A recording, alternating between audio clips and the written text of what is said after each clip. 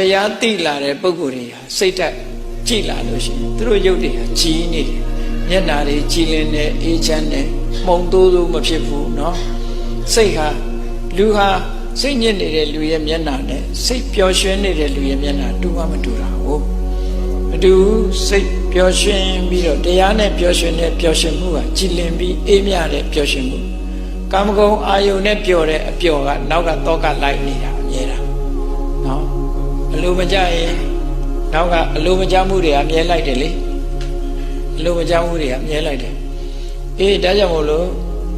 တရားပွဲကရတဲ့အကျိုးအမြတ်တကယ်ကိုကြီးမားတဲ့အကျိုးအမြတ်ကိုဒီမိသားစုမှာရလိုက်တယ်တို့တွေလည်းတရားပွဲက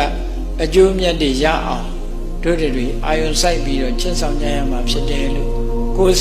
စီသဘောကျပြီးဘုရားမြတ်စွာရဲ့ဒေသနာတရားတော်တွေကိုအလေးထားပြီးလေးစားလိုက်